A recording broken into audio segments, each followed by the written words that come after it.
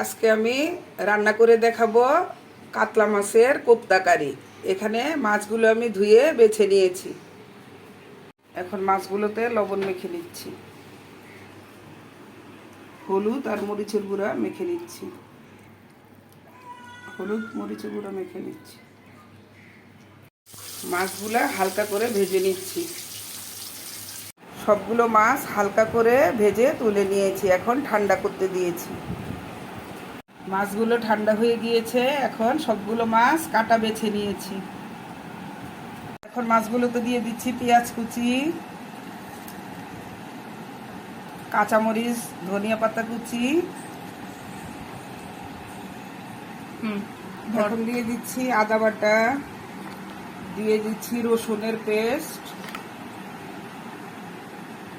দিয়ে দিচ্ছি মরিচের গুঁড়া, দিয়ে দিচ্ছি জিরার গুঁড়া, ধনিয়ার গুঁড়া, দিয়ে দিচ্ছি গরম মশলা গুঁড়া, দিয়ে দিচ্ছি চিলি ফ্লেক্স, দিয়ে দিচ্ছি কালো গোলমরিচের গুঁড়া, লবণ,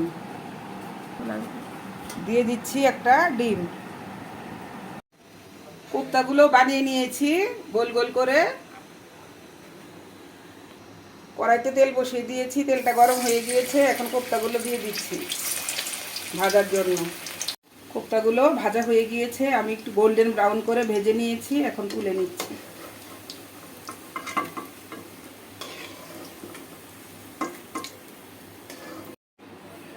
সবগুলো কোপ্তা ভেজে তুলে নিয়েছি। একটা তেলটার মধ্যে দিয়ে দিয়েছি পেঁয়াজ কুচি। এখন দিয়ে দিচ্ছি কাঁচামরিচ। এখন দিয়ে দিচ্ছি দারচিনি, এলাচ, শুকনো মরিচ, তেজপাতা। দিয়ে দিচ্ছি পেঁয়াজ পেস্ট, দিয়ে দিচ্ছি রসুনের পেস্ট, দিয়ে দিচ্ছি আদার পেস্ট, দিয়ে দিচ্ছি মরিচের গুঁড়ো, দিয়ে দিচ্ছি হলুদের গুঁড়ো।